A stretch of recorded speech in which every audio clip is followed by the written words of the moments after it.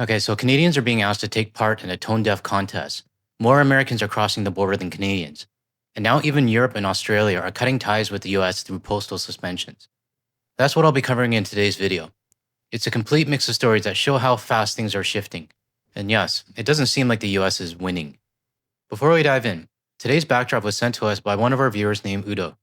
This photo is from Virginia Falls in the Northwest Territories. It's absolutely stunning. Thank you for sharing this with the community.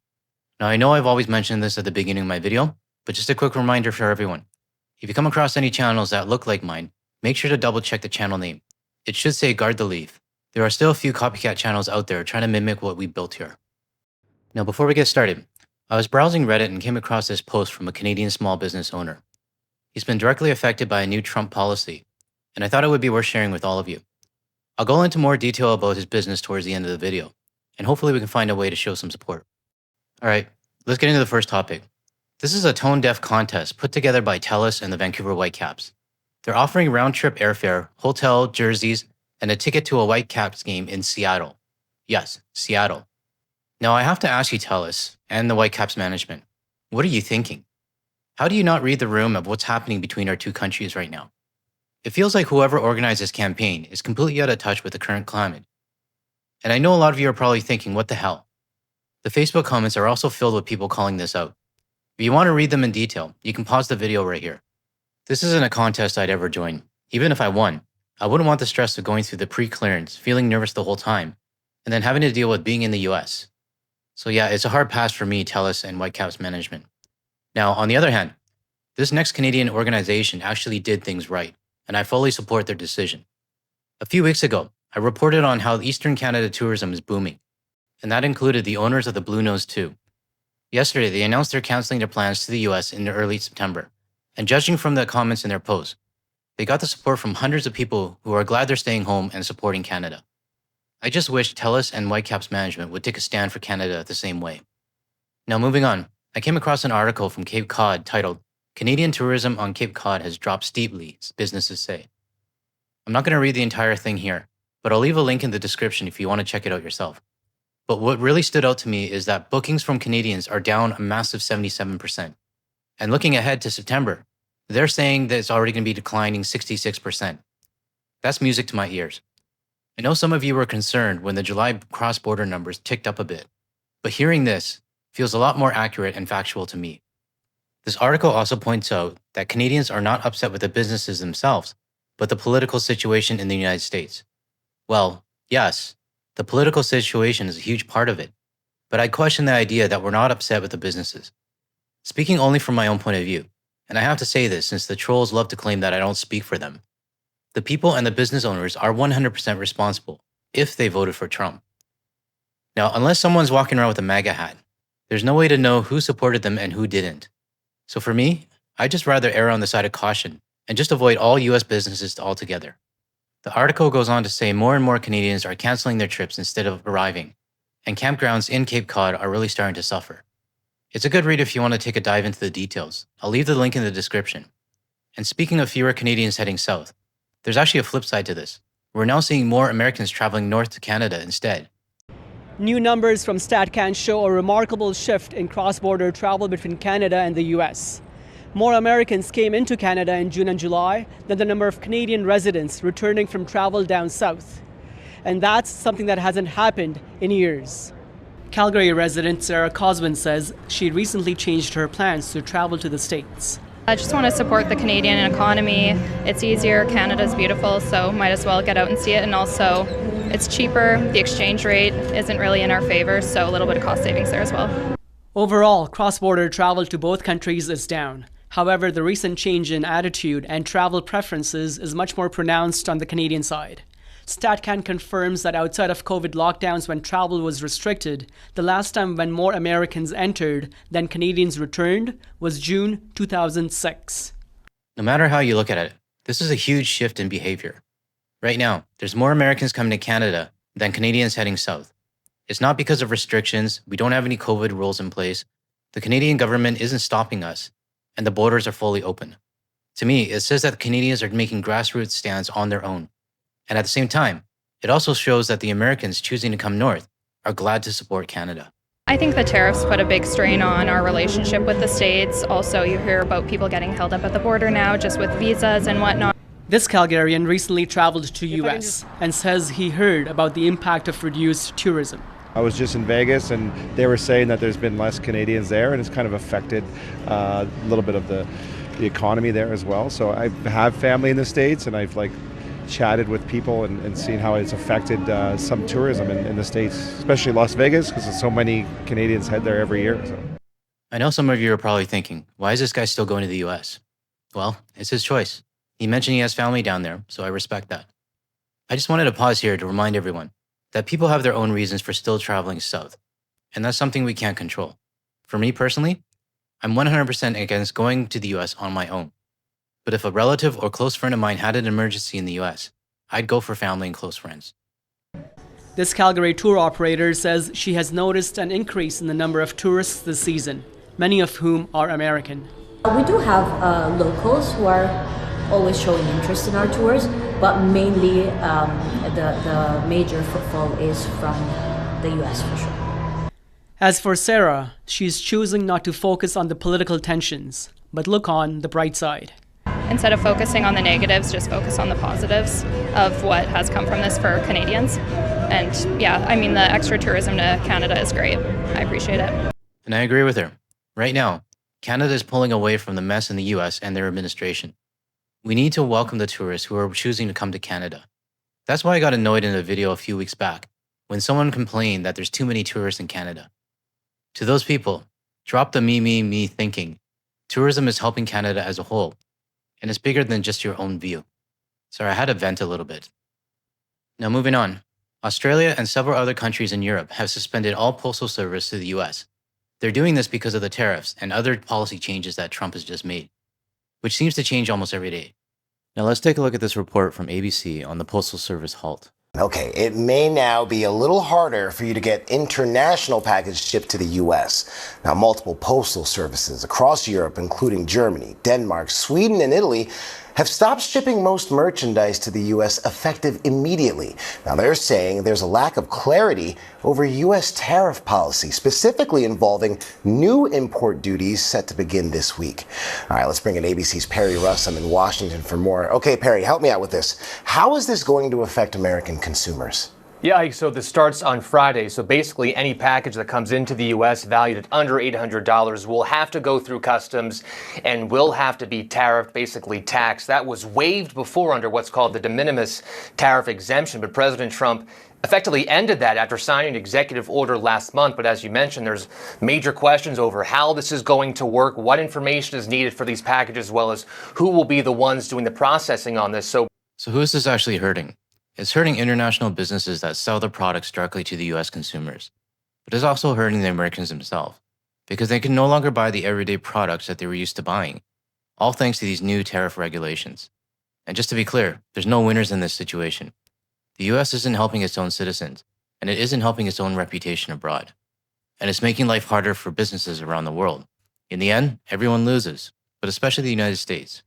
Because of all this gray area right now, these companies have decided to just hit the pause button, take a step back, wait and see as more information comes forward in terms of how this is all going to work going forward. You know, just in the last week or so, U.S. Customs gave out some technical details on how this will work going forward. So it's a pretty quick turnaround from technical details to implementation. So another reason why some of these companies are waiting so long. You know, tariffs have been a major focal point for the Trump administration during the second term. President Trump has viewed this as a way to bring money into the U.S. to deal with the trade deficit, as well as create some manufacturing jobs here in the U.S. Trump has called de minimis tax exemption a big scam hurting U.S. businesses, so now he is ending it. The only scam I see is sitting in the White House. I don't see how these tariffs are bringing any new money to the U.S. At the end of the day, it's just another tax, and the businesses will be passing straight on to the U.S. consumers. And it means it's the American citizens who are the ones paying the price. Anyways, let's shift to the other side of the story. An Australian business trying to sell their products into the US. Let's take a look at this report coming out of Australia. Lots of these packages were destined for the United States, but now they're going to be sent elsewhere. We've decided to stop shipping to the US because we can't provide clarity to our customers. It's tough to make a decision, especially when it represents a third of your overall revenue. The Australian fashion brand is making this call after the US president decided to end a long-running tax exemption for global retailers. That was kind of the way that countries were able to still trade and not be subjected to huge tariffs for the end consumer. Until now, goods going into the States worth $800 or less weren't taxed. This so-called de minimis exemption is being axed on August 29. Products will now get the tariff associated with their country of origin or a duty ranging from $80 to $200. This isn't a small issue. It's actually a pretty huge deal. What it means is that any international businesses selling products to the US now has to worry about extra costs to their customers, even on items that used to slip through under the $800 threshold.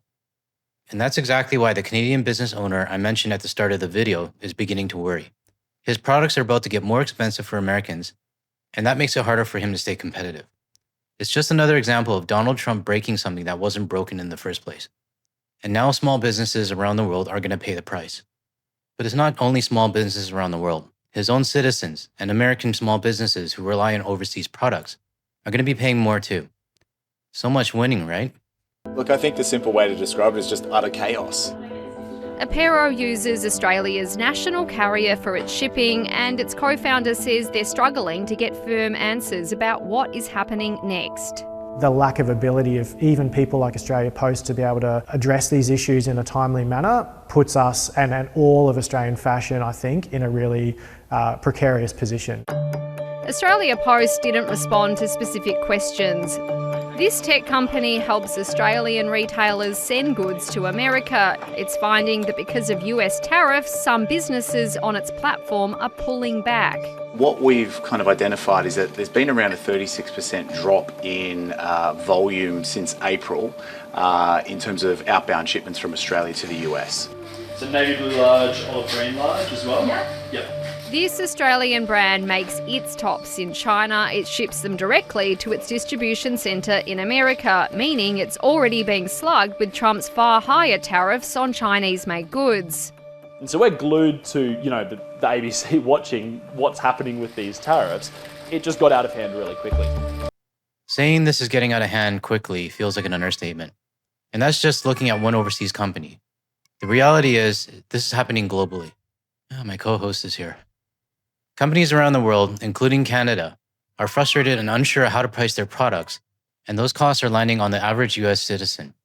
This is exactly why Canada needs to start building stronger trade partnerships with the rest of the world, and show that we are strengthening ties with Australia, New Zealand, the UK, Europe, and countries all across Asia and beyond. Because the fact is, we got over 3 years left of this roller coaster with the Taco Man. And while there are over 300 million Americans who buy products from the global market, I would much rather see the world move forward without depending on the US at all. Now I'm going to cut this video short here, but if you want to watch the rest, I'll leave the link in the description. Now circling back to the Reddit post I mentioned earlier. He added an update that he might be safe from the de minimis issues if he applies for a CUSMA certification of origin. So hopefully things work out for this Canadian small business owner. But it really shows how, with these constant daily changes from the Taco Men, businesses around the world are left on edge, wondering how it's going to affect them next. I don't know how they're supposed to plan 6 or 7 or 8 months in the future, or even 1 year from now. What we need to do now is support our own local businesses, so they don't have to rely so heavily on the US. One of my moderators actually suggested that I start featuring Canadian businesses on my channel, and I think this might be a great place to start. The Reddit post comes from someone named Jesse, the owner of Lazier Designs in Northern Ontario. He creates handcrafted home decor, including some really nice custom wood shelvings for plants. And I have to say, if Jesse makes shelves that cats can climb and play on, I'd definitely be interested in picking some up myself. I'll leave a link to Jesse's website in the comments. So if you're looking for shelves for your plants or anything else, and want to support a Canadian business making products right here at home, check out his site. And to be clear, I don't know who Jesse is personally, and we've never spoken. I only saw his Reddit post. I just thought it would be great to give him some more exposure on the channel and to support a Canadian company. To wrap up this video, one of our viewers sent me a TikTok clip from another Canadian creator. It's a funny one, and I think you'll enjoy it. If you found this video helpful, hit the like and subscribe button so more people can see it, and also share it with your friends as well. Thanks for watching, and I'll leave you with a video from the Canadian TikTok creator. Hello, children. Today, I'm going to teach you a few words in Canadian. let's get started. Toronto. Listen closely now. Toronto. You see, in Canada, the T is silent. Hockey. You hear that? Hockey. Trust me, you get some funny looks in Canada if you pronounce this one as ice hockey. Because in Canada, the ice is silent. Giant tiger. Listen closely. Giant tiger. Remember that one next time you're in Canada. A&W. That's a fun one. Say it with me. A&W. Buy local. Buy local.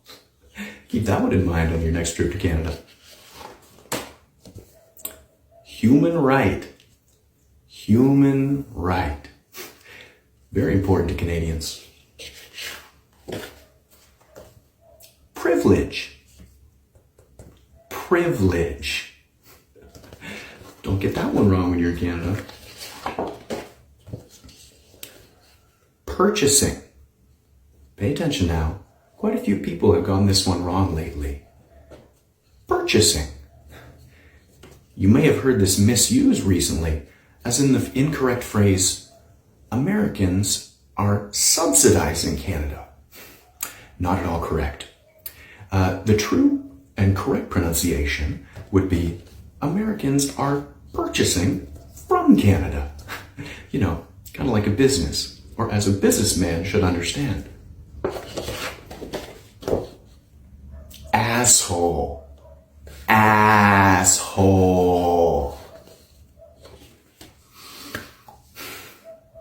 And that concludes today's lesson.